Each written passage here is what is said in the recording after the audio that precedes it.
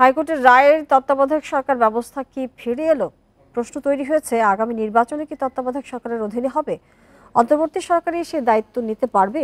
Attorney general বলছেন আইনগত কোনো বাধা নেই, তবে দ্বিমত রয়েছে অনেক আইনজীবীর। এ নিয়ে আলোচনা করতে রাজধানীর বিজয়নগর থেকে আমাদের সঙ্গে যোগ দিচ্ছেন সুপ্রিম কোর্টের সিনিয়র আইনজীবী আহসানুল করিম। জনাব আহসানুল করিম, আপনাকে স্বাগত জানাচ্ছি আমাদের এই সংবাদে। যেটা আপনার কাছে জানতে চাই যে তত্ত্বাবধায়ক সরকার ব্যবস্থা কি আইনের মাধ্যমেই পুনর্বহাল করা সম্ভব কিনা? জি, আবার বলুন, আমি বুঝতে পারিনি। জি, যেটি জানতে চাচ্ছি যে তত্ত্বাবধায়ক সরকারকে আইনের মাধ্যমেই পুনর্বহাল করা সম্ভব কিনা? দেখুন, যখন হাইকোর্ট ডিভিশন বলে দিচ্ছেন যে 15 অ্যামেন্ডমেন্টের মাধ্যমে তত্ত্বাবধায়ক ব্যবস্থা বাতিলকে অবৈধ ঘোষণা করে দিচ্ছেন, তখন এই যে 15 অ্যামেন্ডমেন্টের এই তত্ত্বাবধায়ক ব্যবস্থাটি আ ভয়েড অ্যাব ইনিশিও হয়ে যাচ্ছে। এবং যখন ভয়েড অ্যাব ইনিশিও হয়ে যায়, তখন সেটা তার পূর্বের জায়গায় ফিরে যাচ্ছে। সুতরাং তত্ত্বাবধায়ক সরকারের ব্যবস্থা এখন প্রতিষ্ঠিত হচ্ছে। যদিও একটা ব্যারিয়ার আছে, যেটা সবাই বলছেন অ্যাপিল ডিভিশনে, যেহেতু 13th অ্যামেন্ডমেন্ট যেটার মাধ্যমে তত্ত্বাবধায়ক ব্যবস্থাকে করা হয়েছিল, সেটাকে অবৈধ ঘোষণা করা হয়েছিল।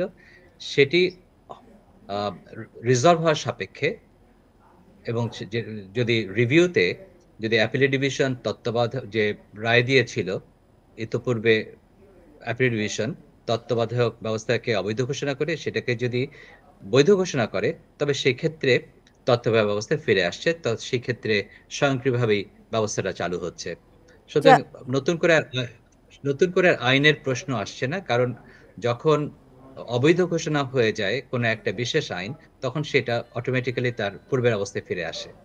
জি, এখনই ফিরে এসেছে বলা যাবে কিনা এবং এক্ষেত্রে সংবিধান এটা সংশোধনের এখনই প্রয়োজন হবে কিনা? এটা এখনই ফিরে আসছে এটা বলা কঠিন, এই কারণেই যে অ্যাপিলেট ডিভিশন ইতপূর্বে যে জাজমেন্ট দিয়েছিলেন, তারা সংশোধনীকে বাতিল করে সেটা তো এখনো অ্যাপিল ডিভিশনের রায় বহাল আছে। সুতরাং সেখানে অ্যাপিল ডিভিশনকে যদি সিদ্ধান্ত দেন যে তাদের আগের সিদ্ধান্তটি সঠিক ছিল না এবং তত্ত্বাবধায়ক ব্যবস্থাটি আ আ কনস্টিটিউশনালি সঠিক ছিল, যে যে তত্ত্বাবধায়ক সিস্টেমটা ব্যবস্থা করা হয়েছিল 13th অ্যামেন্ডমেন্টের মাধ্যমে, সেটা যদি অ্যাপ্লিকেশন বলেন যে ইতপূর্বে যে অ্যাপ্লিকেশন যে সিদ্ধান্ত দিয়েছিল সেটা ভুল ছিল এবং রিভিউর মাধ্যমে তারা যদি এই সিদ্ধান্ত দেন যে তত্ত্বাবধায়ক ব্যবস্থাটি কনস্টিটিউশনালি ভ্যালিড ছিল, তবে সেই ক্ষেত্রে আ সম্ভব এই তত্ত্বাবধায়ক ব্যবস্থাটাকে কোন রকম আইনের পরিক্রমা ছাড়াই এটাকে রেস্টোর করা। জি, জনাব আহসানুল করিম, আজকে অ্যাটর্নি জেনারেল বলেছেন যে সাংবিধানিক বাধা দূর হয় অন্তর্বর্তী সরকারই তত্ত্বাবধায়ক সরকারে রূপান্তরিত হতে পারে। এই বিষয়টি আপনার কাছ থেকে একটু বিস্তারিত জানতে চাই আসলে। এটা বাস্তব পরিপ্রেক্ষিতে এটা হয়তোবা আমাদের মেনে নিতে হবে। কিন্তু এখানে আর্গুমেন্ট বা এখানে কনফিউশন অথবা এখানে নানা রকম কথা বলার স্কোপ আছে। কারণ যদি তত্ত্বাবধায়ক সরকার যদি ফিরে আসে, ব্যবস্থা যদি ফিরে আসে, তবে তো আমাদেরকে এখন তত্ত্বাবধায়ক সরকার একটা পরবর্তী ইলেকশনে তাকে দায়িত্ব নিতে হবে। অথবা আমাদের তত্ত্বাবধায়ক সরকারকে আমাদের প্রতিষ্ঠিত করতে হবে।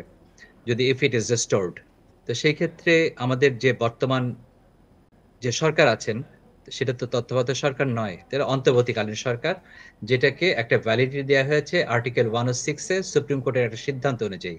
কিন্তু এটা তো কনস্টিটিউশনাল কোনো পদ্ধতি হলো না। এখন যদি তত্ত্বাবধায়ক সরকার যদি ফিরে আসে, তখন সেই সিস্টেম ফিরে আসার পর ডিমান্ড করা হবে, যেহেতু সংসদ নেই, নির্বাচন হয়নি। সুতরাং তখন তখন একটা কমপ্লিকেশন সৃষ্টি হতে পারে। তখন বলা যেতে পারে এখন তত্ত্বাবধায়ক সরকার সৃষ্টি হোক। বা তত্ত্বাবধায়কের যে নিয়ম আছে তারপর সেরকম পরিপ্রেক্ষিতে একটা সরকার গঠন করা হোক, যারা এই নির্বাচনটাকে দায়িত্ব নেবে। এক্ষেত্রে আসলে কারণ সংবিধান যে সংস্কার কমিশন করা হয়েছে, তারা কি এইসব বিষয়গুলো নিশ্চিত করতে কাজ করবে বলে আপনি মনে করেন কিনা বা করা উচিত কিনা? দেখুন, যে সংস্কার কমিটি করা হয়েছে তারা সংস্কার পর্যন্ত করতে পারেন। কিন্তু তারা তো ল এনফোর্স করতে পারেন না। যেহেতু সংসদ নাই, সুতরাং সংসদের মতো কোনো আইন তৈরি করতে পারেন না। অর্ডিন্যান্স দিয়েও এই ব্যাপারে কোনো সিদ্ধান্ত দেওয়া যাবে না। কিন্তু যদি আ হাইকোর্ট এবং অ্যাপিলিয়েশন যদি যে, যে সিস্টেমের কথা বলা আছে, সবাই বলছেন যে তত্ত্বাবধায়ক সরকার ফিরে আসছে বা ফিরে আসবে, তখন তো অটোমেটিক্যালি এটা রেস্টোরড হয়ে যাচ্ছে। অর্থাৎ আমাদের সামনে এখন তত্ত্বাবধায়ক সরকারের ব্যবস্থাটা এসে যাচ্ছে। নতুন করে আইনের মাধ্যমে আর কিছু প্রয়োগ করার দরকার নেই। ফলে তখন তত্ত্বাবধায়ক সরকারকেই তখন দায়িত্ব নিতে হবে। এটা তো সেটাই, আইন তো তাই বলছে। জি, জনাব আহসানুল করিম, আপনাকে অনেক ধন্যবাদ আমাদের সাথে যুক্ত হয়ে বেশি কথা বলবার জন্য।